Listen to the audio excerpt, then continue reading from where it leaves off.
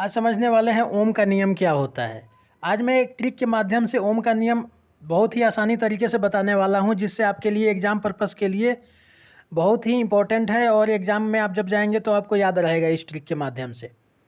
तो समझते हैं पहले इसमें क्या होता है। ओम का नियम है, एग्ज़ाम के पर्पज़ से VI है, वेरी इंपॉर्टेंट है। इस पॉइंट को रखना है याद, VI वेरी इंपॉर्टेंट।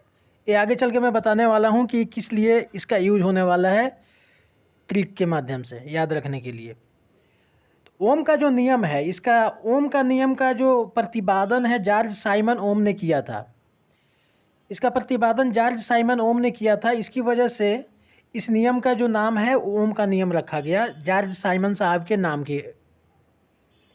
को लेकर के इसका नाम रखा गया ओम।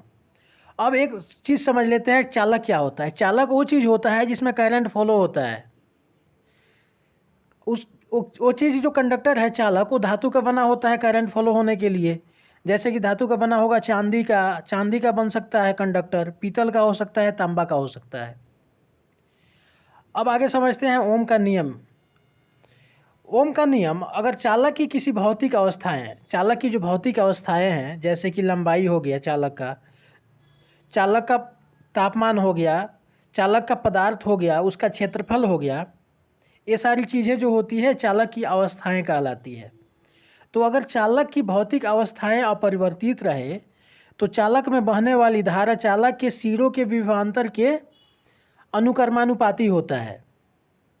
यानी कि अगर हम विभवांतर को V से अगर डिनोट करते हैं और धारा को I से, तो हमारा जो I है ये प्रोपोर्शनल होता है V के। धारा जो है समानुपाती होता है वोल्ट के। जो मैंने वीडियो शुरू करने से पहले ही बताया था कि आपको दो चीज़ें याद रखना है। ओम का नियम वेरी इंपॉर्टेंट है, VI।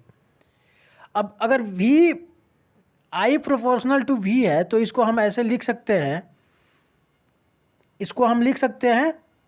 V proportional to I। आप लोगों को पता है कि अगर हमारा A अगर प्रोपोर्शनल हटेगा तो हमारा A कांस्टेंट इसमें जुड़ जाता है।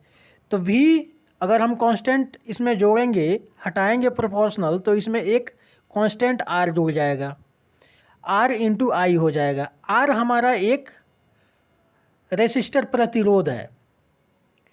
तो ओम का नियम जो निकल कर के आता है, V is equal to R into I. अब समझते हैं कि एक सर्किट के माध्यम से ओम के नियम को एक बार फिर से समझते हैं। ये डायग्राम दिया गया है। डायग्राम में एक B बैटरी परिपथ में जुड़ा हुआ है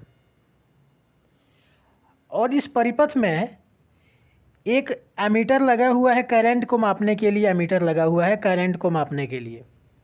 ठीक है। R इसमें एक रेसिस्टर लगा हुआ है। रेसिस्टर का बेसिकली काम होता है करंट जो फ्लो होता है उसको रिड्यूस करना। R रेसिस्टर है, इसका काम होता है करंट फ्लो को रिड्यूस करना।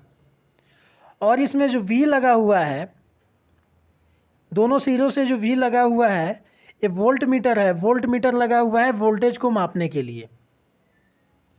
वोल्टेज मापने के लिए इसमें वोल्ट मीटर लगा हुआ है।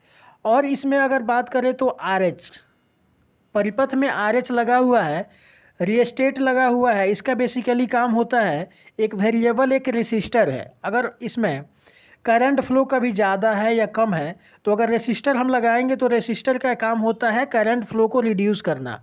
अगर बढ़ाने की कभी ज़रूरत हो तो हमारा रेसिस्टर काम में नहीं आएगा। इसकी वजह से परिपथ में लगाया जाता है रेस्टेट का। इसका काम होता है वेरिएबल रेसिस्टर होता है, करंट फ्लो को वेरिएबली ये बढ़ाता है और कम करता है, रिड्यूस करता है और इंक्रीज करता है। तो इस तरीके से हमने बहुत ही एक कम समय में एक ओम के नियम को अच्छे से समझा है और एक ट्रिक के माध्यम से याद भी रखने की कोशिश करी है कि ओम का नियम याद रखना है। ओम का नियम एग्ज़ाम के लिए बहुत ही महत्वपूर्ण है, एग्ज़ाम के लिए वेरी इंपॉर्टेंट है। तो अगर आप लोग इसको V और I वेरी इंपॉर्टेंट को याद रखेंगे तो आपका जो है काम हो जाएगा। बड़े अच्छे से आप लोग ओम के नियम को एक्सप्लेन कर पाएंगे विथ डायग्राम, या फिर आप डायग्राम से भी कर पाएंगे और इसका थ्योरेटिकल जब डायग्राम बन जाएगा तो अब आराम से इजीली लिख पाएंगे। V प्रोपोर्शनल टू I, आराम से इसका आप लोग एक्सप्लेन कर पाएंगे। धन्यवाद। फिर मिलते हैं आपसे नेक्स्ट वीडियो में।